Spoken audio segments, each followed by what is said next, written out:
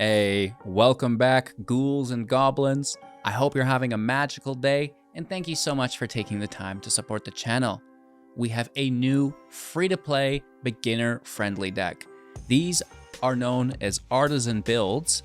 Now that is a format within Magic that will have the deck consist solely of commons and uncommons.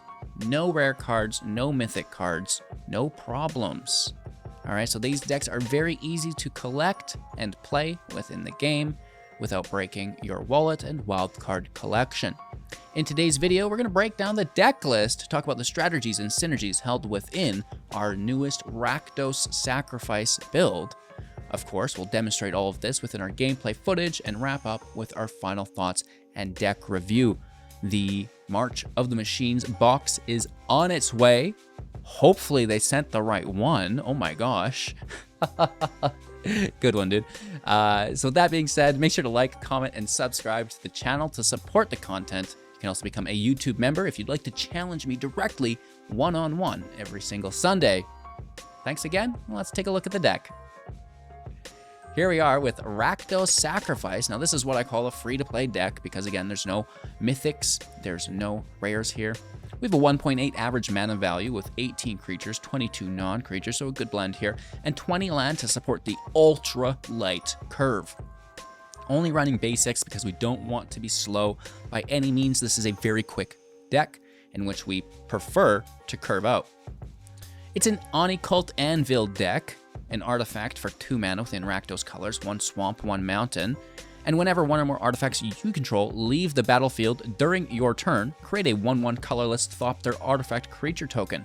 This ability triggers only once each turn. And then we can tap the anvil to sacrifice an artifact, dealing 1 damage to each opponent and gaining 1 life, which triggers itself, of course, if it's the first time. So this is the cornerstone card of the build, and we're going to be sacrificing not only artifacts, which typically we're used to, but thanks to a new inclusion, Corrupted Conviction from the latest set, for 1 mana at instant speed. As an additional cost to cast a spell, sacrifice a creature to draw 2 cards. So this is Village Rites if you're unfamiliar with a new name. It's going to allow us to actually sacrifice not only artifacts, but creatures as well. Many times in this deck, our artifacts are creatures, however, not always. And then doubling down with the Stormclaw Rager, another new card for 3 mana, 1 generic, 1 black, and 1 red, for 2 power, 2 toughness as a ogre warrior that can pay 1 at instant speed, a non-tappable, repeatable ability as long as you have the mana and the creatures or artifacts to sacrifice. You get to put a +1/+1 counter on the Rager and draw a card. Unfortunately, it is only at sorcery speed. If it was at instant speed, that would be so busted and so good. But nonetheless, this is great because A, we can sacrifice creatures, and B, we can sacrifice artifacts. That is exactly what we want with the deck. And then our final new card of the build will be Invasion of Azgol for 2 mana within 1 black and 1 red as a battle siege with 4 protection counters on it, or defense counters, I guess.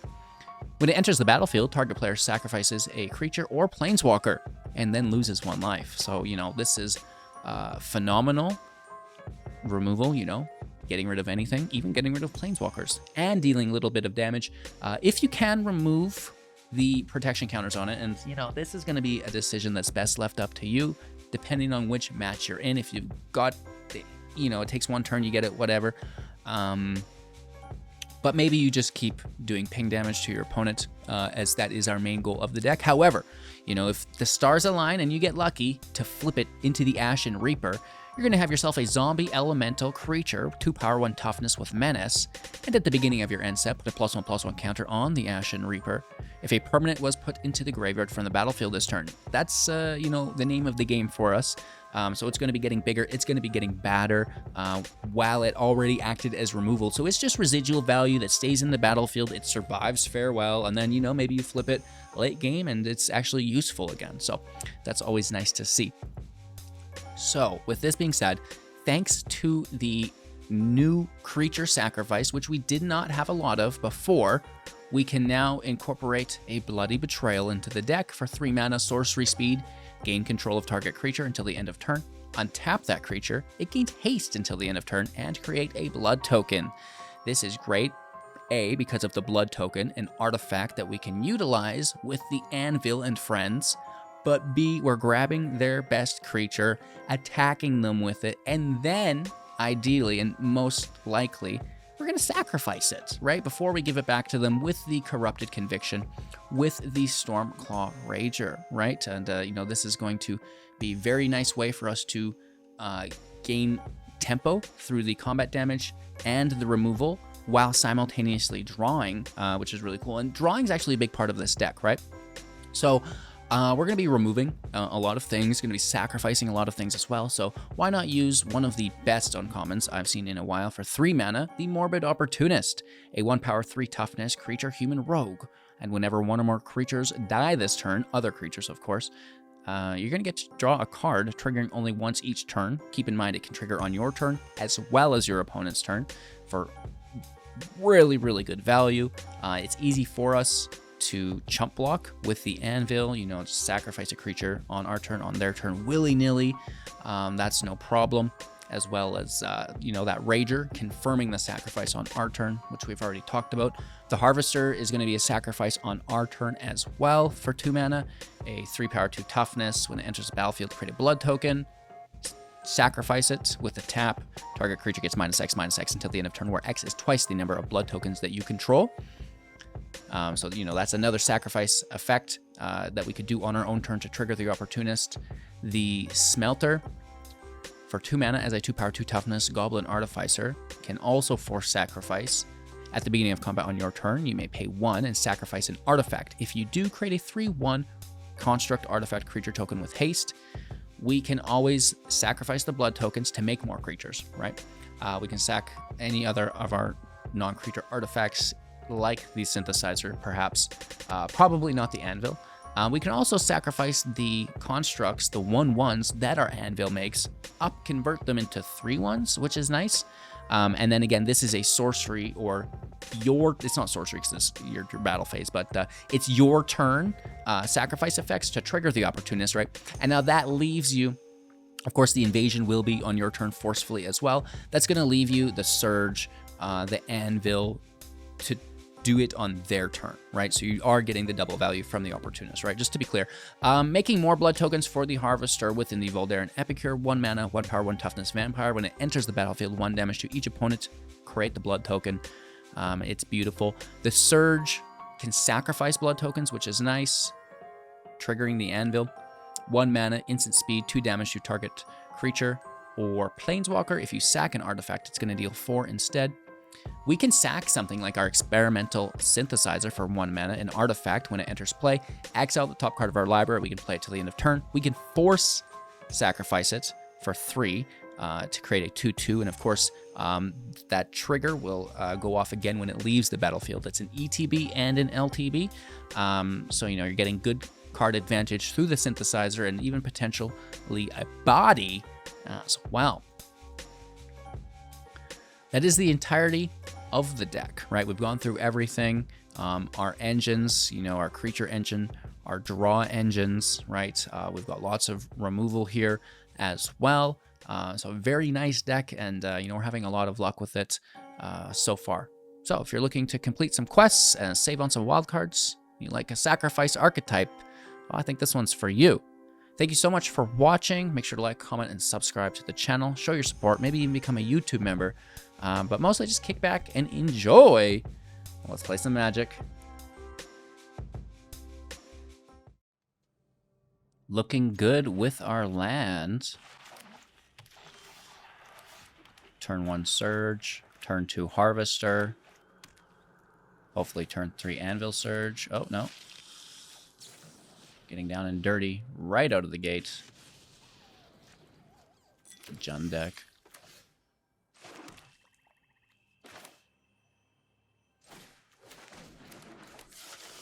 So we're going to Anvil, Voldaren, or Rager. Both are equal options here. And the first will hit for 3, right, before anything. Great.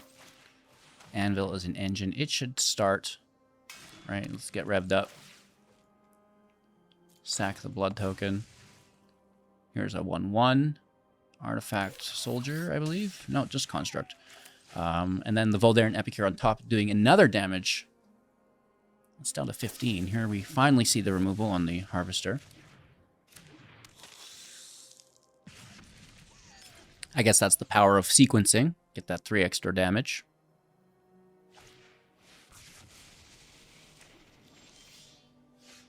Interesting.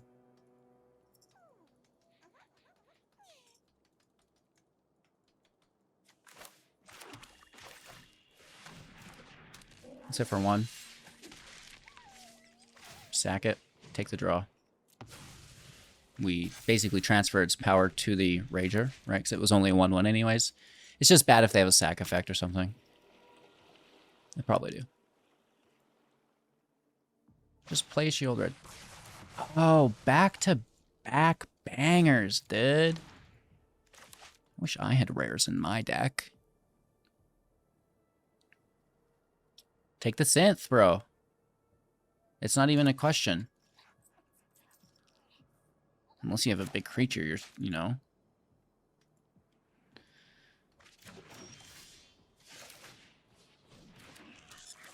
I think that was a bad choice.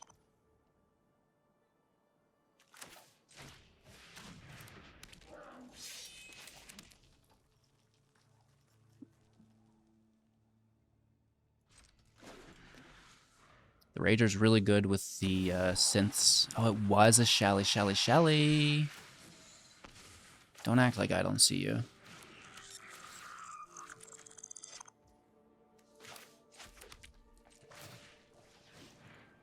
We do draw into Shieldred, which is bad.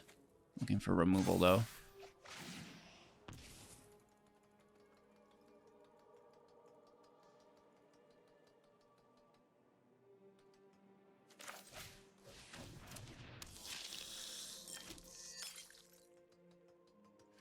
Thanks for the follow. We could push to 5. I think we do.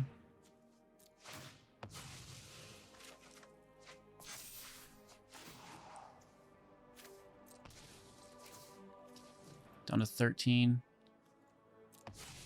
But we get the attack through. And we are pushing. Right? Defend it. Lose your Shieldred. You got lots of value from it, but I don't mind drawing either, you know? Pay 2 life to draw whatever. I mean, we discarded a lot of what we drew, but can't tell me what to do.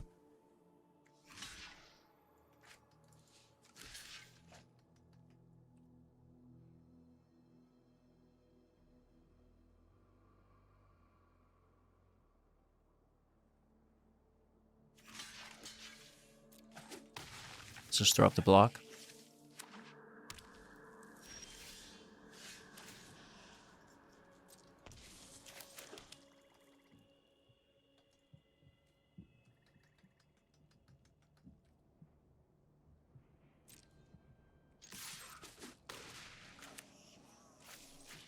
Opportunist down. Smelter down.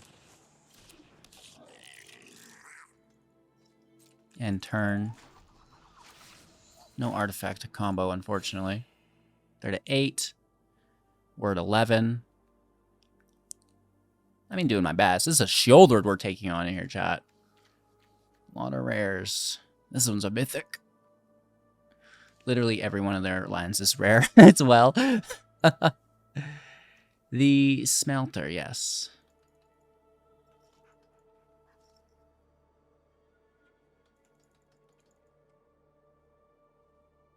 Three cards in their hand. Invoke Despair, Invoke Despair, and Invoke Despair. No, it's a second copy of Shieldred, silly. Don't be a goof. Kiki Jiki. Okay.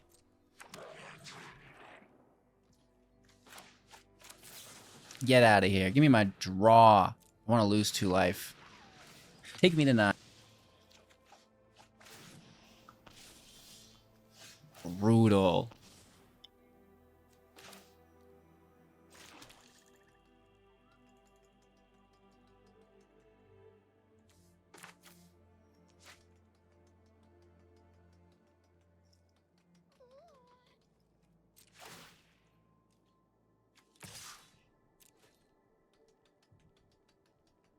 Alright, let's smash. They're gonna block at some point.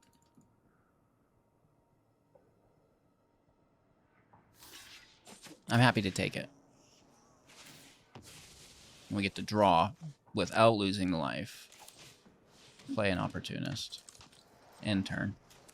We'll draw like a Banshee here. Probably sack the Smelter. Oh, and it racks it. That is bad. And it's right back.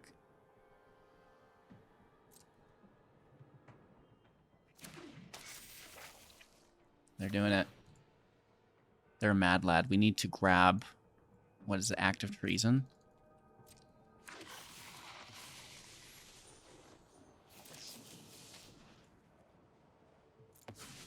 Alright, it's a quad draw. We are drawing 4 cards here.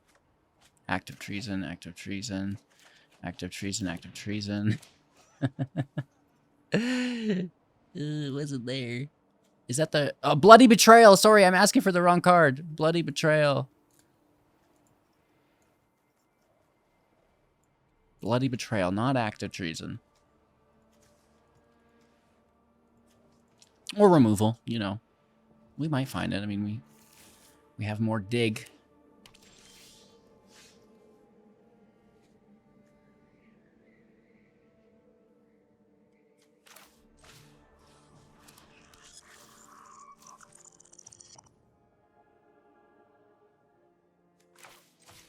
Where are you?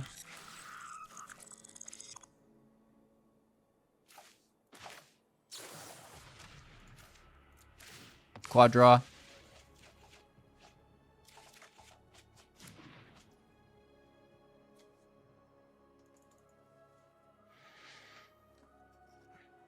How did we not find it?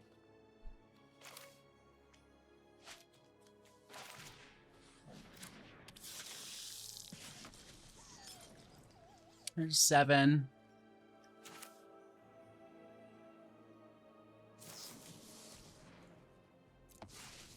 Draw, Delphia? Nah, still not doing it, huh?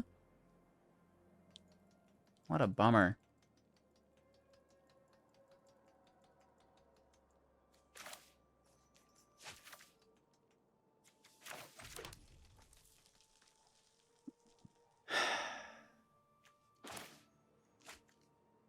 Our last chance with a regular discard.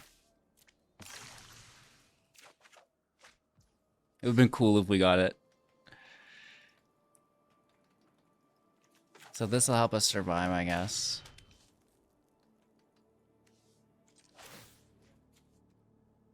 Take the life. Watch, it'll be right here. You know, this is our betrayal. Anvil's good, though. We tried. I went for a dig, dude. We went through, like, the majority of our deck. I think we're dead. Down to 1 confirmed, but that should be easy for them to clean up. And they're going to 13, so.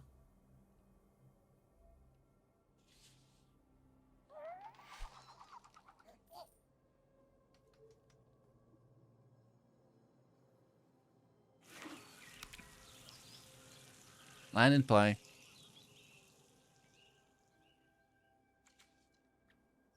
I mean, technically... No, we're still in trouble. Down to 1. I mean, it would help. Definitely is still pretty risky. Biscuits here, though.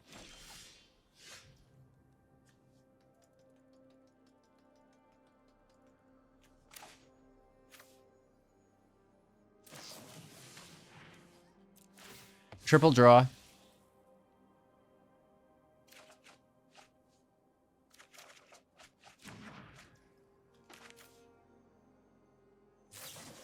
Okay, this is acceptable. I wanted to steal it, but acceptable. At least it's something, Mac. Taking them down to 12. What's up with all these lands? I have 20 lands in the deck. I guess we're 17 left in the deck. That probably has something to do with it, HGG. Let's get some damage out there.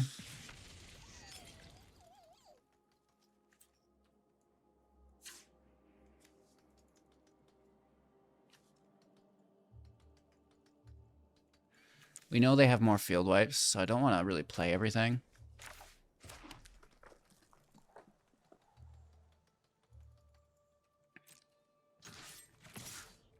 Let's take them to 10.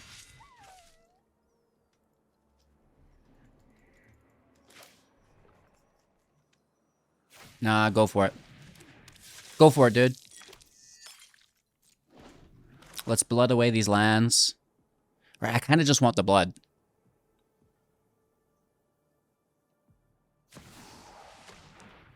And I guess the creature to sack's not the worst.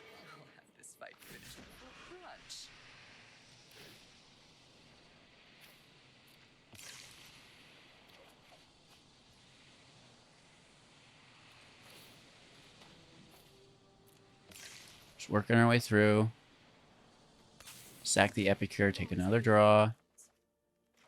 I mean, we got a good draw. We're down to 14. We're outdrawing it at Rakdos deck. Buster. Harvester. Sure. Land. Hey. You sacrifice whoever you want to sacrifice, okay, bud? They could crew their Buster if they wanted to, right? It's always an option. Crew Buster, Sack Harvester. We do take a draw again.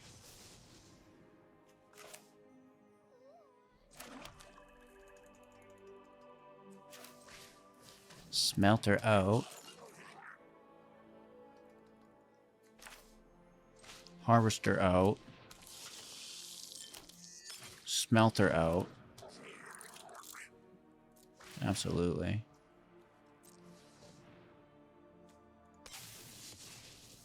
Watch us get a 3-drop. That's good. Gonna decline. No attacks. Here's another invasion. Enjoy the damage. Goodbye, Liliana. No, they keep in Lily. And turn. Do they have that field wipe we're talking about? Ah, that would suck so bad. So it has to be it. No, I guess not. Or they wouldn't have played the creature, right? Why not plus the first? Well, I guess that's why, because you discard the second. Never mind. Sacrifices must be made.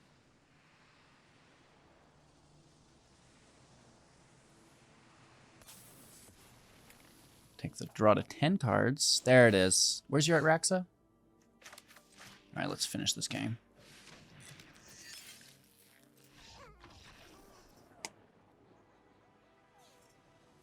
We beat at Raxa.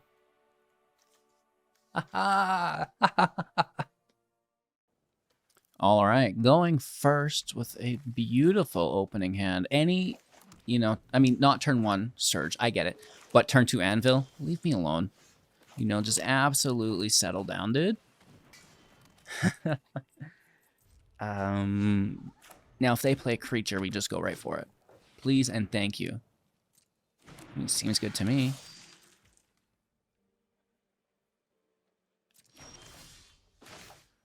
Well, we could wait.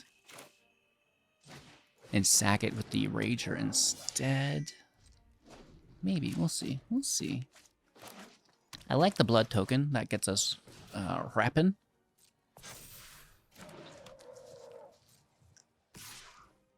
No blocks. There you go. My turn. Land out.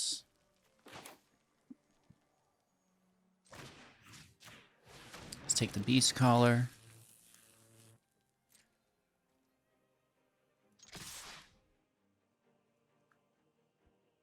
Let's smash. I mean, we open up the Surge here. Really easy.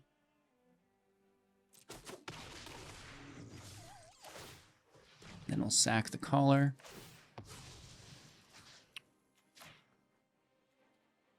Take their +1 counters. Draw a card. Take our own +1 counter. Grab another Surge.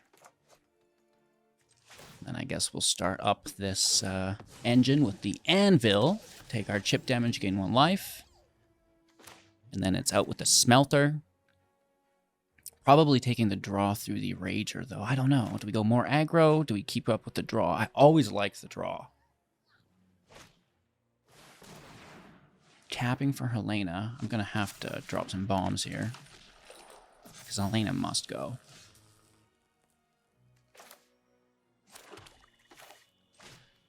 Nice top deck, bro.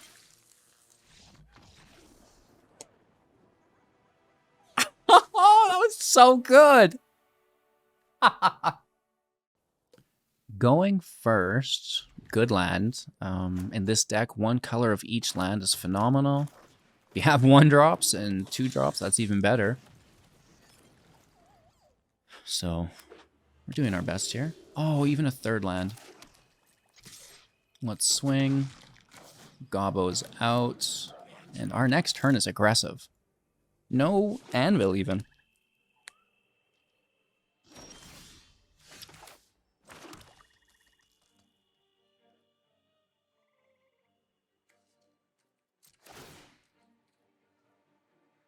Absolutely. Yeah, play a black source, sack the token, swing for 6 damage. We're going to lose the token with a hope. Bounces it into oblivion.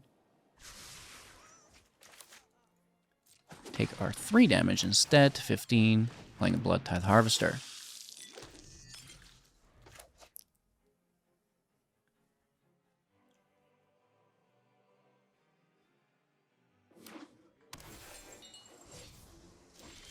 Playing pretty slow. This is very good.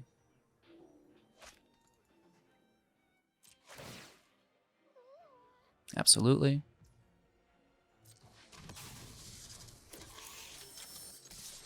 Nine damage here to 6. Whoa.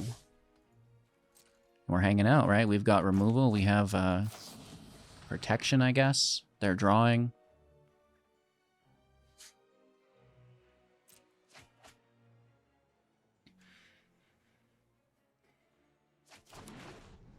Looking for a field wipe here. Brotherhood's End is an option for them. 2nd red source. Path of Peril they have access to that would work. Right? There's always an answer.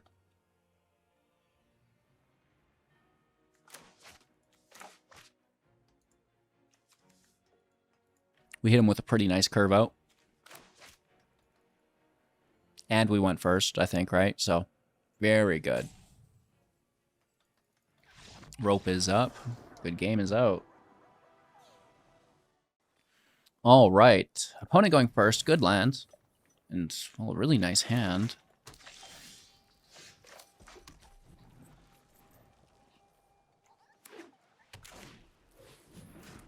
Bankbuster's phenomenal. What a good card, right?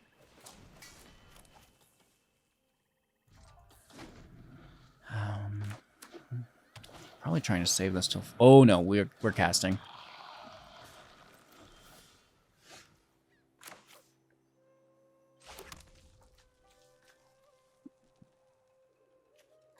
I mean, I'd love to play it, but what if they have protection after? We should just take it. Just take it. Don't be greedy, HGG. Be safe.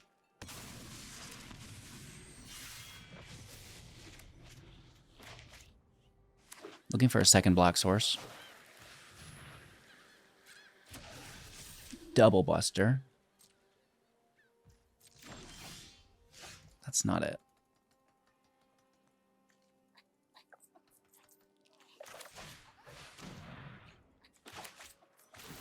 Here's a draw. When we have a decent creature base, we just need a 2nd swamp, please. And an artifact would be cool too. Norn's Inquisitioner, Incubate 2. Decent. We're in trouble for sure. Another shark. Wow. They're tapped out though. That's not removal. It does get the anvils going though, and that's good. It can even top deck a swamp, please and thank you. Close. We tried.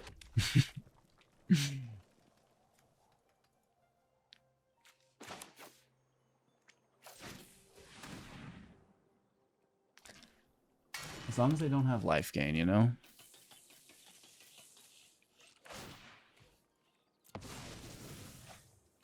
Hopefully we get voltage surge here. That would be ideal. It's a possibility. Pretty please. Well, at least it's playable. You know, that could definitely have been a worse draw.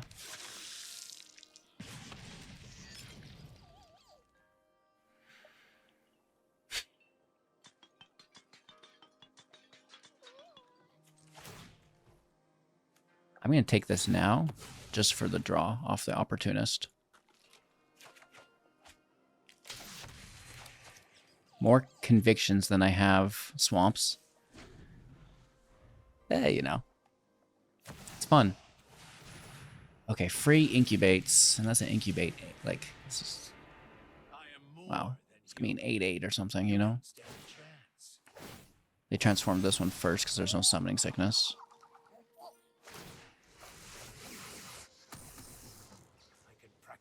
We're in trouble. I mean, we can block the 8/8. And they're drawing, not attacking. That's fine.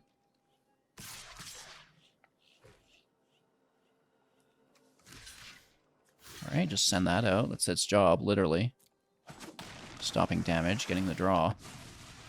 Swamp, swamp, swamp. Oh, we were close to the surge. Okay, so...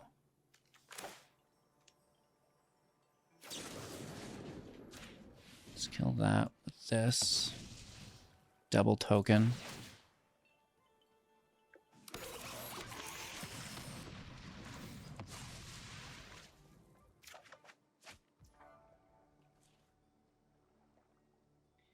And then we double attack Tezzeret.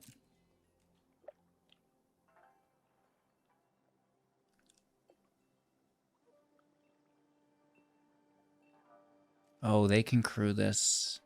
They can put that out immediately.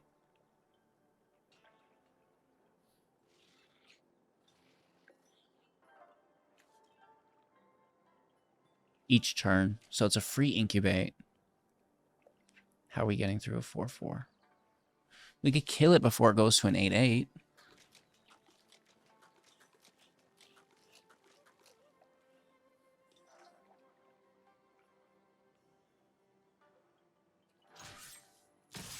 I think that's our best bet. Because that 4/4 will be an 8/8. So unless they incubate it, well, it's too late now. Too little, too late.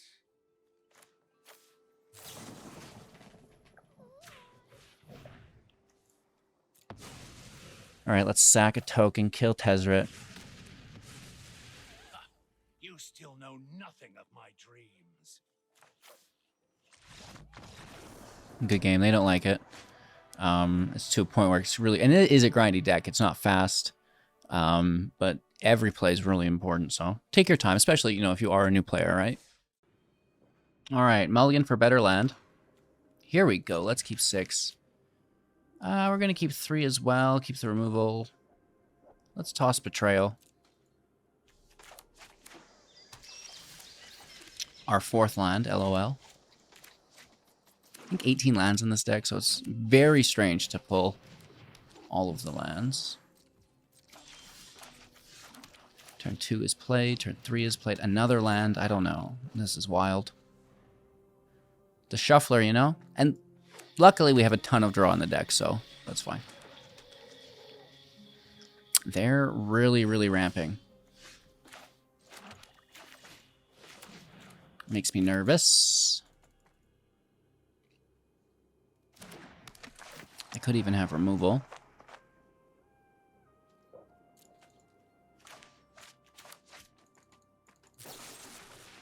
They do, and it is the Opportunist. That's not great.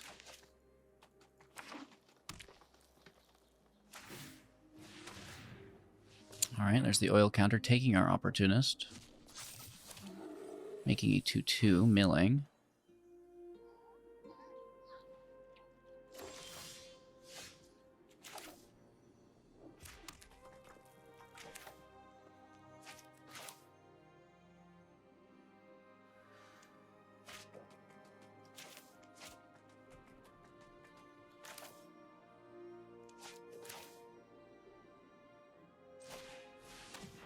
Ravager out.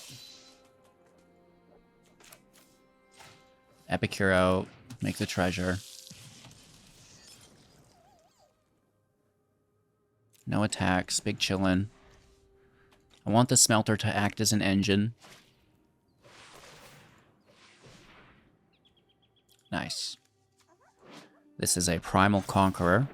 We should have no problem beating that.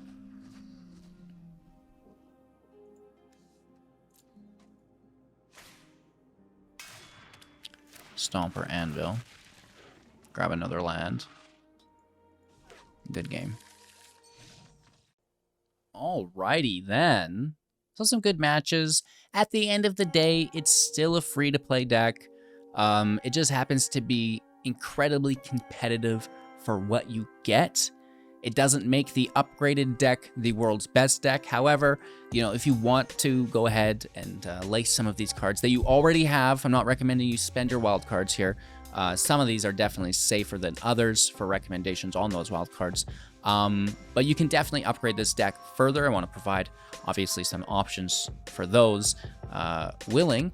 It's going to be the land. You know, if you're not playing this in an Artisan tournament or like forced queue, there's events in Arena, put the lands in, right? We have the Haunted Ridge, the Black Cleave Cliffs, as well as the Sulphur Springs, all rare lands that can easily go in the deck really nicely to increase the consistency of our mana base. All right, Diabolic Intent, a nice sacrifice. It is at sorcery speed, which is a bummer, but we can basically just force any card into our hand. Lots of times that's the Anvil, right? But, you know, we've seen in the match, we're like, where's our Bloody Betrayal? This can help us find that too, and it really, you know, helps make the deck a bit more consistent, and we can kind of toolbox it, if we will, and just kind of lace in some specific answers. We're also using, and this is a very good one, Wrenn, Executioner Thane. Whenever one or more creatures you control die, each opponent loses 2 life and you gain 2 life, triggering only once each turn. So good, so good, so good. It's, you know, one of those things that's really going to close out the game quite quickly. We're sacrificing creatures like a madman. We have Kiki Jiki, Fable of the Mirror Breaker, makes a goblin that makes the artifacts. That's really good for us. And then we can make copies of our creatures, which is also really good. You know, the Bloodtithe Harvester. You know, it is what it is. Probably the greatest card of all time. Not quite as good, but still very good. The Voldaren Thrillseeker. I like the backup, so it's applying 2 +1/+1 counters to something when it enters, and then that thing can sacrifice itself to deal damage equal to its power to any target. Really nice. Another option to use alongside the Bloody Betrayal, right? Take their creature, then buff it up, smash them with it, then sacrifice to deal a whole bunch more damage to them. I really like the Thrillseeker. I'm also kind of flirting with Rankle and Torbrand. If you have it, you know, these are the cards that if you have, you know, sprinkle it in, try it out. It kind of fits. 5 mana, a little expensive. 3/4 flying, first strike, haste. Now this is be one of in the deck, of course, but it can make treasures. It can increase your damage output, that much damage +2 instead. If we have Anvil stacked up, you know, oh my gosh, does Anvil lose life, I hope? 1 damage. No, that is damage, not loss of life. So, you know, that's going to make your anvils just redonkulous. Each one of them is dealing 3 if you got multiples. You know, it's absolutely crazy, right? So, then the lands, the crown, we're going to be sacrificing things. So, you know, this is going to increase our damage output. Also really nice for the draw. We can equip it really easily for 1 mana. And then I like Optixilus a lot in the sacrifice deck. The mana is low and the casualty is phenomenal because we can sacrifice something to make 2 copies of it. And then there's more damage output through Ob's abilities. You're also forcing the discard, which is really cool, right? So, you know, that's kind of what I have for the upgrade in the Rakdos free-to-play sacrifice. Of course, you know, if you have Fable added in, if you have Wrenn added in, the land, I do recommend that you buy if you don't have it yet. And then you can experiment with maybe some of these new cards as you get them, which is cool. And of course, let me know how you make out. Just providing more options to those you looking to take it to the next level. By no means does the sideboard upgrades make it the best deck, but it's still a very good deck once upgraded, right? And a phenomenal deck not upgraded. Like, the power level is really good. So a lot of the value is already in the build, is I guess what I mean to say. Anywho, thanks for watching. I hope you enjoyed. Make sure to like, comment, subscribe, all that. Have an absolute magical day, and we'll see you soon in the next